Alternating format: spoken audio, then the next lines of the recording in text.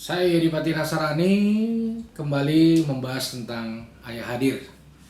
Selamat datang di channelnya Ayah Hadir bersama saya. Dan dalam video kali ini saya tetap mau membahas mengenai satu isu yang sebenarnya harusnya meresahkan banyak orang, yaitu Indonesia menempati urutan ketiga fatherless di dunia.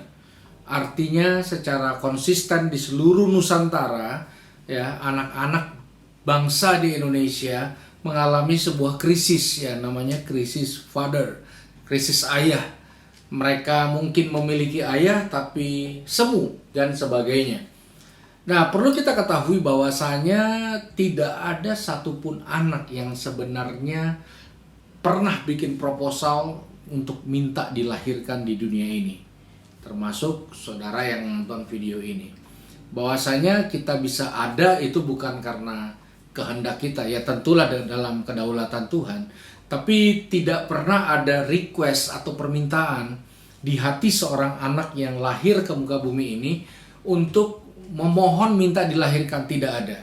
Itu artinya semua anak itu lahir dengan kebutuhan, dan salah satu kebutuhan utama dan besarnya adalah dinaungi oleh bapaknya, dibuat punya rasa aman, dibantu untuk mengerti identitasnya, dan ditolong untuk bisa memandang masa depannya. Itu sebabnya menurut saya tidak ada luka yang sangat dalam, sangat keras, sangat sakit di dalam hati seseorang selain mereka terluka oleh orang-orang yang harusnya menjaga dia.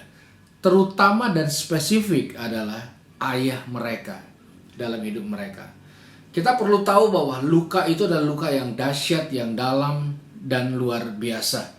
Luka yang sanggup melahirkan insting-insting jahat, naluri-naluri kejam dalam hati dan hidup seseorang.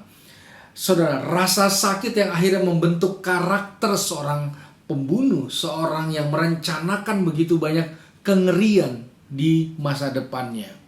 Itu sebabnya perjuangan untuk menyelamatkan dunia ini adalah bagaimana menolong dan mempersiapkan ayah agar tidak menjadi pribadi yang melukai anak mereka. Perlu kita ketahui, orang yang dilukai cenderung melukai orang lain.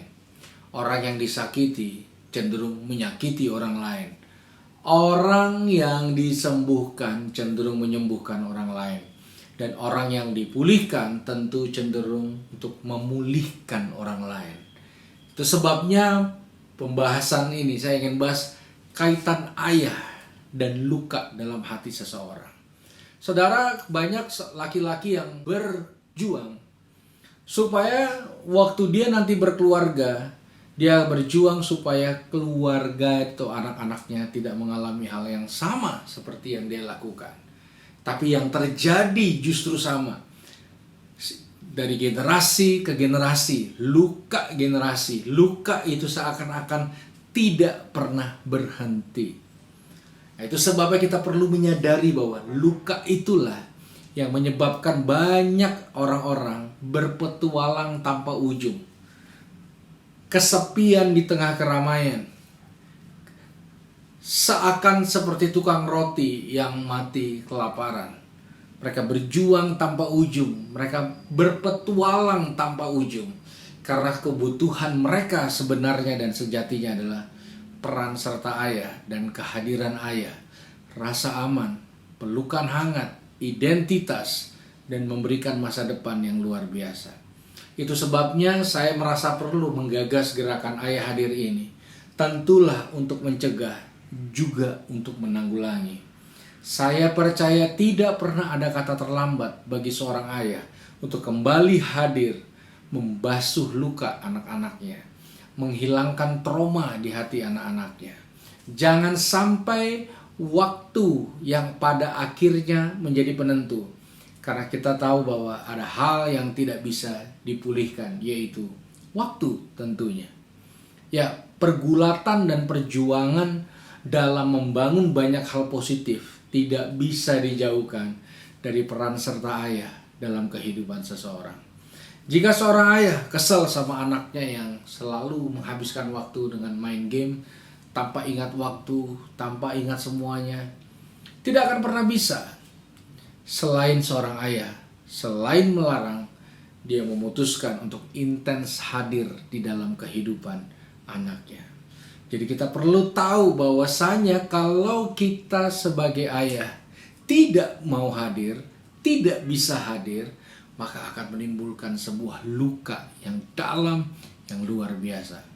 Itu sebabnya pesan di video ini juga saya sampaikan kepada semua calon ayah.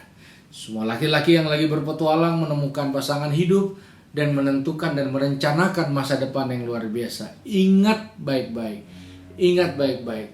Kalau tidak siap jadi orang tua, kalau tidak siap jadi ayah, mending urungkan niat untuk menikah daripada masuk dalam sebuah pernikahan tapi melahirkan monster-monster hebat yang akan merusak begitu banyak hal dalam kehidupan ini.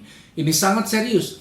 Saudara, kalau kita lihat ya, pergi ke wedding festival atau ke event-event wedding, ada banyak orang lebih mempersiapkan weddingnya bukan marriage-nya, lebih mempersiapkan venue-nya, lebih mempersiapkan semua yang sifatnya aksesoris dibanding mental, fisik, intelektualitas, spiritualisme.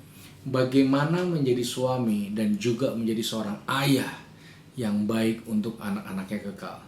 Ada beberapa orang yang hari ini bertemu dengan saya pengen menikah tapi tidak mau punya anak. Lalu saya bilang tidak bisa. Bagaimana seorang laki-laki memiliki mental penakut, takut menghadapi perjuangan ini, takut bertanggung jawab untuk anak-anaknya. Ingat baik-baik, kalau kita tidak bertanggung jawab sebagai seorang ayah, selalu ada orang yang akan bertanggung jawab. Selalu ada orang yang akan menyesah luka anak-anak kita dan menggiring pada hal-hal negatif. Itu sebab jangan heran ya, sindikat-sindikat terorisme, sindikat terorganisir narkotika, prostitusi online, semuanya mereka mengincar anak-anak yang mereka tahu bukan hanya broken home tapi fatherless. Itu sebabnya tidak ada hal lain selain memperlengkapi diri kita sebagai seorang laki-laki, belajar menjadi seorang ayah yang hebat suatu saat. Kenapa saya sebut ayah hadir? Karena menurut saya tidak ada ayah sempurna. Kehadiran mengatasi kesempurnaan. Mungkin kita bukan sempurna. Mungkin kita bukan menjadi ayah yang ideal seperti di kacamata banyak orang. Tapi saya percaya lewat kehadiran kita, lewat kontribusi, lewat kasih yang kita lepaskan, maka akan lahir bukan anak yatim piatu semu, bukan anak-anak yang muncul dengan luka, lahir dengan luka, bertumbuh dengan luka. Hentikan gerakan itu dan masuklah dalam sebuah semangat kehadiran. Dan saya percaya pada akhirnya sejarah baru akan tercipta, masa depan baru akan tercipta. Karena saya percaya sejatinya masa depan itu bukan di tangan seorang anak muda, masa depan itu di tangan seorang ayah. Karena seorang anak muda akan ada di masa depan karena bertambah umur aja. Tapi apa yang mereka lakukan sangat bergantung dengan apa yang ayahnya lakukan. Mari bangkit jadi ayah hebat, lahirkan orang-orang luar biasa di kemudian hari, sampai keturunan-keturunan kita akan bersyukur bahwa mereka memiliki ayah, kakek, keturunan yang luar biasa. Terima kasih semua, saya Yeri Patina Sarani, sehat selalu, Tuhan memberkati.